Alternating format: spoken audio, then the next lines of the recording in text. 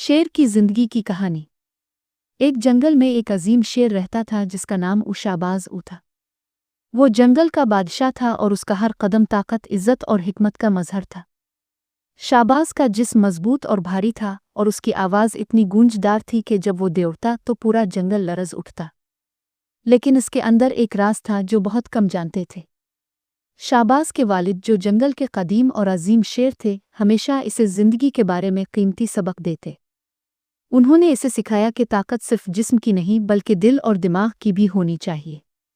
शेर बनने के लिए सिर्फ शेर का जिस्म काफ़ी नहीं होता, बल्कि शेर की हिकमत, फैसले और रहमदिली भी ज़रूरी है। शाहबाज ने अपनी ज़िंदगी में ये सब सीखा। वो न सिर्फ शिकार करने में माहिर था, बल्कि अपने जंगल के जानवरों के दरमियान अमन और सुकून कायम रखने का भी ख्याल रखता था। वो जानता था कि ताकत का असल मकसद दूसरों की मदद करना और उनकी हिफाजत करना है।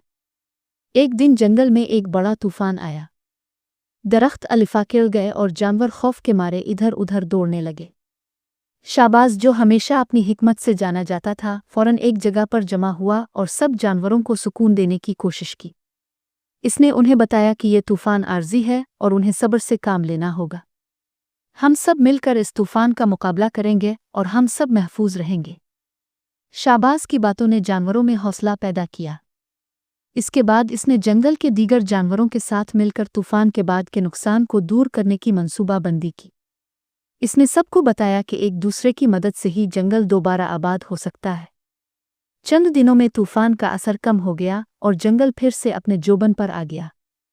जानवरों ने शाहबाज की हिकमत और क़यादत का शुक्रिया अदा किया और वो जान गए कि शेर सिर्फ अपने शिकार के लिए नहीं बल्कि पूरे जंगल की भला के लिए भी लड़ता है।